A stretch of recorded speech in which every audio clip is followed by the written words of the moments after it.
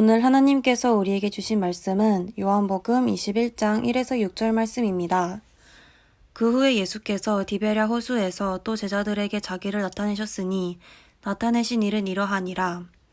시몬 베드로와 디두모라 하는 도마와 갈릴리 가나 사람 나다나엘과 세베대의 아들들과 또 다른 제자 둘이 함께 있더니 시몬 베드로가 나는 물고기 잡으러 가노라 하니 그들이 우리도 함께 가겠다 하고 나가서 배에 올랐으나 그날 밤에 아무것도 잡지 못하였더니 날이 새어갈 때에 예수께서 바닷가에 서셨으나 제자들이 예수이신 줄 알지 못하는지라.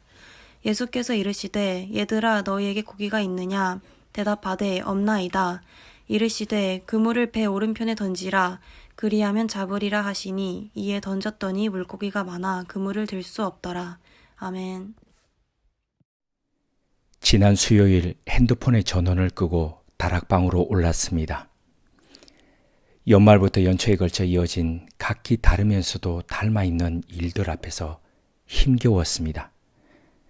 말로 잘 설명할 수 있고 말로 진심을 표명하고 설득할 수 있다고 생각했는데 말은 하면 할수록 또 다른 감정의 불을 지폈습니다.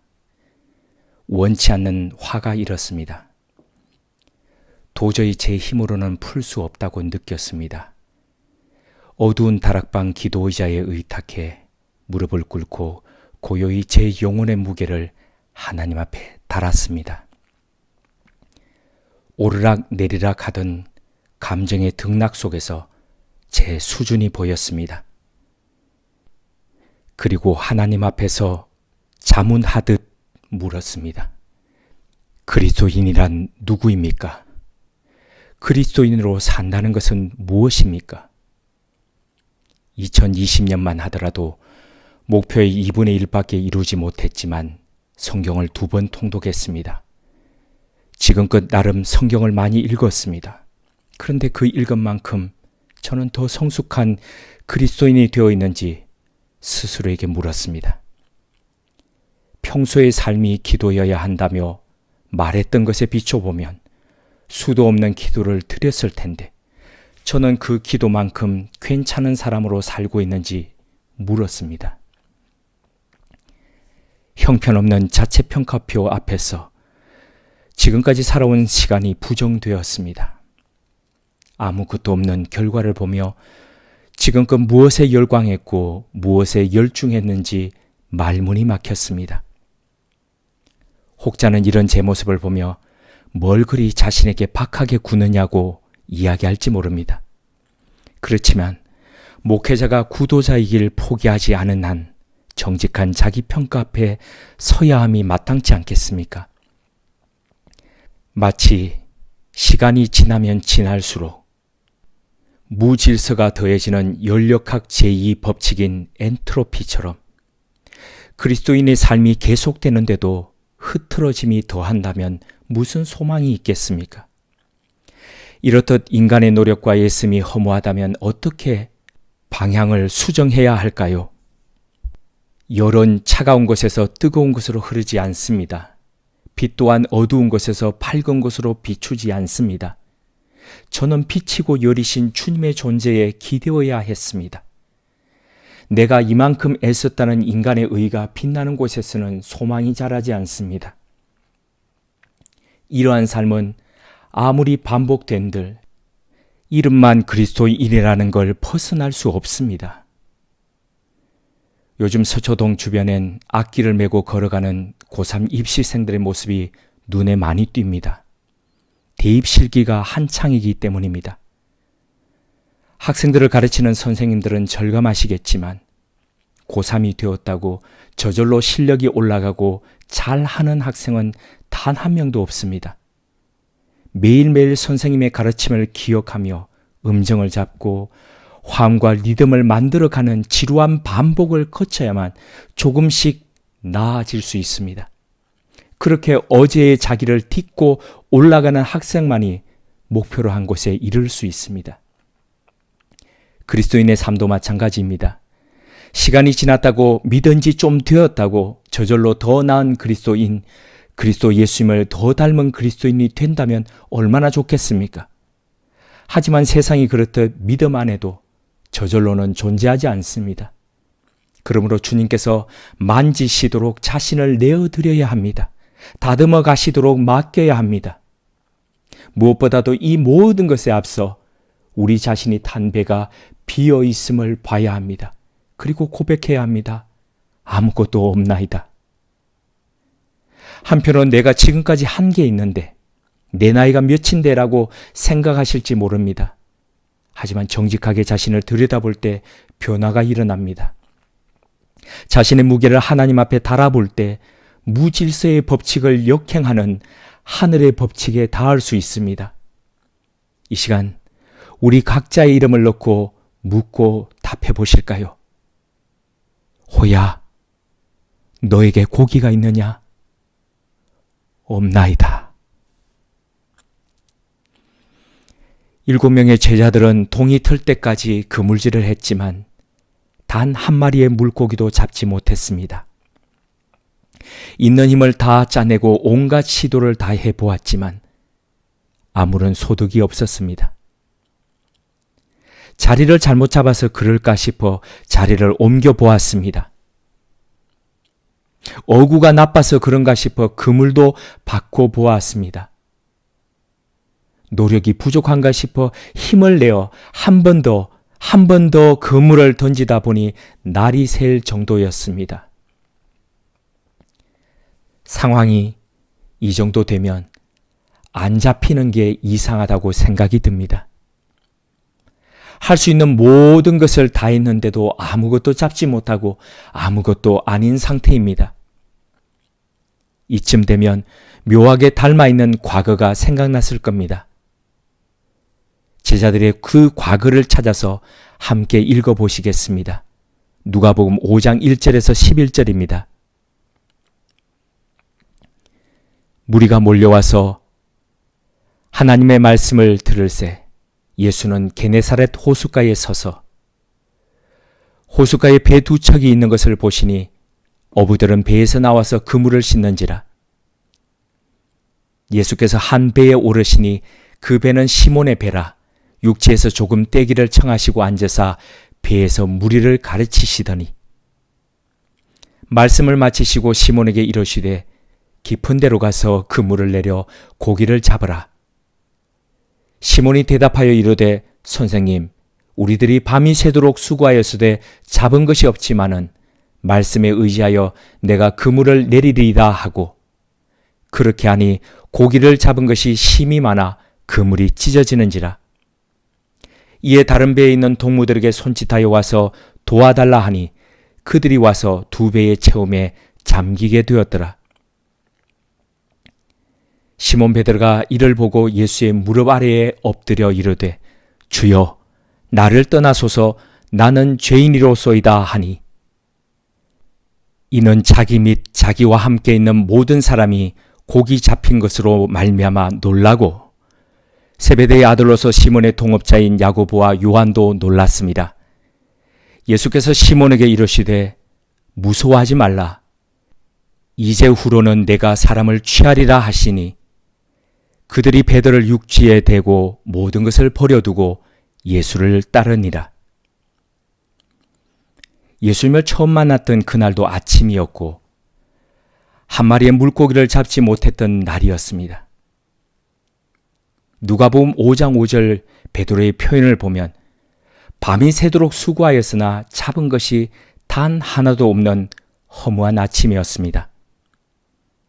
일반적으로 아침이란 단어와 허무라는 단어는 어울리지 않습니다.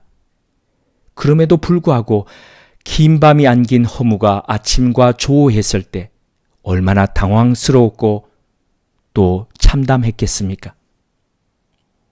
그런데 이 참담함이 베드로를 비롯한 제자들에게 중요했던 것은 그들로 인생의 목적을 바꾸게 하는 기점이 되었다는 사실입니다. 물고기를 잡는 어부에서 사람을 낚는 어부로 전환되는 역사가 일어났습니다. 인생의 참 주인이신 예수님을 만나고 따르는 삶이 시작되었습니다. 그렇습니다. 때로 평소와 다른 상황이 우리를 특별한 가운데로 인도합니다. 아무리 노력해도 안 되던 긴 밤이 아침과 이어지듯 우리의 실패가 주님과 대면케 합니다. 통상 사람들이 삶에 기대하는 두 가지가 있습니다. 하나는 조건이고 다른 하나는 노력입니다. 우선 조건이 좋으면 얼마든지 성공할 수 있다고 생각합니다. 여기에 용기와 신념의 성공 신화가 더해져 노력만 하면 만사에 안 될 일이 없다고 믿습니다. 그런데 어떻습니까? 삶이 이렇습니까? 삶은 이처럼 고분고분하지도 만만치도 않습니다. 조건이 좋은데도 안 되는 일이 있고 온갖 노력을 다 했는데도 실패하는 일이 잦습니다. 그래서 주님께서 이렇게 말씀하셨던 겁니다. 요한복음 15장 5절입니다. 나는 포도나무여 너희는 가지라. 그가 내 안에 내가 그 안에 거하면 사람이 열매를 많이 맺나니 나를 떠나서는 너희가 아무것도 할 수 없습니다. 삶을 살아가며 영적 여정을 걸으며 이렇게 자신의 무능함을 깨치는 게 영성입니다. 그게 살아있는 그리스도인입니다. 아무리 해도 안 되는 것이 있음을 알면 과거의 방식을 버려야지요. 버리면 실패가 주님 안으로 점점 더 들어가게 합니다. 그 결과 아무것도 할 수 없어 무익하다고 생각했던 조각들이 합력하여 선을 이루게 됩니다. 로마서 8장 28절입니다. 우리가 알거니와 하나님을 사랑하는 자, 곧 그의 뜻대로 부르심을 입은 자들에게는 모든 것이 합력하여 선을 이루느니라. 지난 2주 동안 한 장의 그림이 계속 제 마음에 자리했습니다. 과거엔 렘브란트의 그림이라고 했지만 현재의 렘브란트 추종자의 그림이라고 일컬어지는 이 작품의 이름은 큰 창 드리운 방 탁자에서 독서하는 남자입니다. 화면의 그림을 보십시오. 높다란 천장과 그에 걸맞는 길쭉하고도 큰 창이 드리워져 있습니다. 그것으로부터 들어온 빛이 온통 캄캄한 방의 한 부분을 환히 밝힙니다. 방 안엔 다른 일체의 조명은 없습니다. 창으로 들이온 빛이 아니었다면 방 안은 어떤 사물도 분간치 못했을 겁니다. 그 방 창가에 모자를 쓴 듯한 한 남자가 벽에 기댄 채 앉아 무언가를 읽고 있습니다. 그가 무엇을 읽는지, 왜 더 밝은 밖에서 읽지 않고 어두운 방 창가의 빛에 기대어 읽는지 알지 못합니다. 하지만 창에서 들어온 빛이 방 안의 어둠을 밝혀줄 뿐 아니라 어둠과 밝음의 경계를 그어주는 것처럼 묘한 깨달음과 위안이 그림을 통해 다가왔습니다. 저 짙은 어둠 속에서도 한 줄기 빛의 의지의 책을 읽는 사람은 분명 어둠 속에 있되 어둠을 살지 않을 겁니다. 빛에 기대어 읽은 책만큼 그는 어제의 슬픔과 실패를 딛고 일어설 겁니다.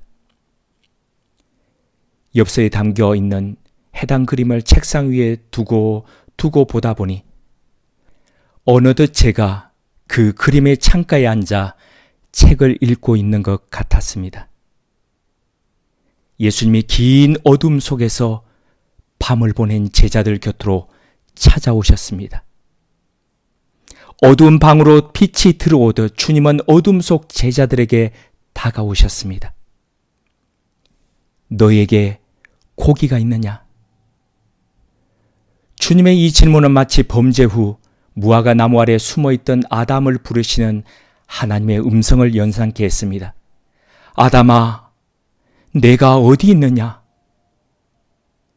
실패와 범죄로 하나님의 눈을 피해 숨어있던 아담을 찾듯이 주님은 당신께 멀어진 제자들을 찾아오셨습니다.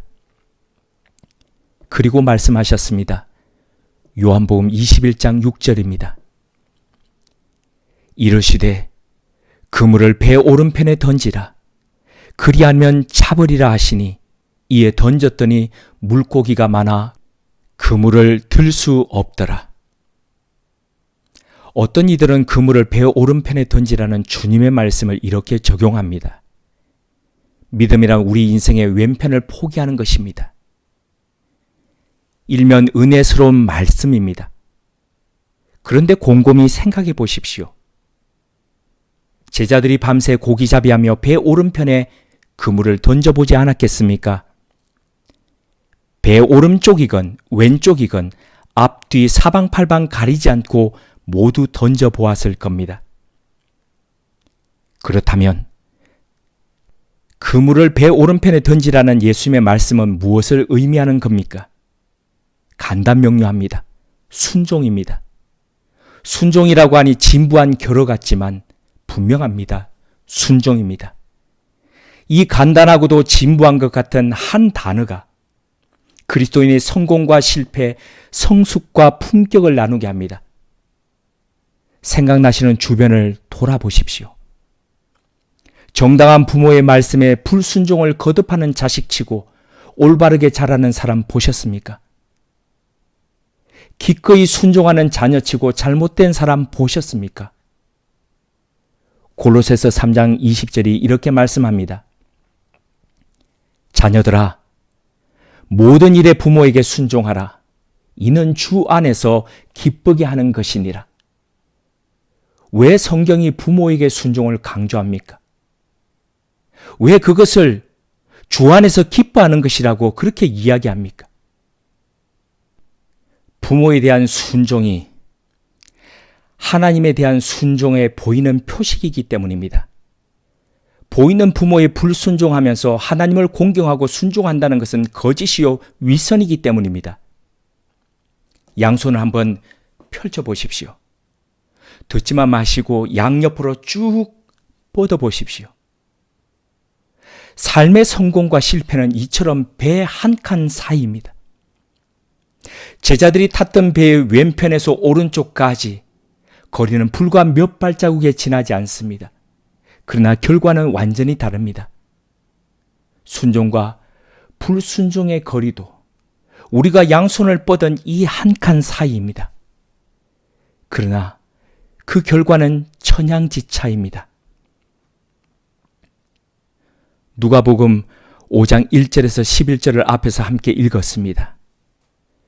닮은 듯 닮지 않은 것 같은 요한복음 21장 사건과의 가장 큰 차이가 있습니다. 무엇일까요?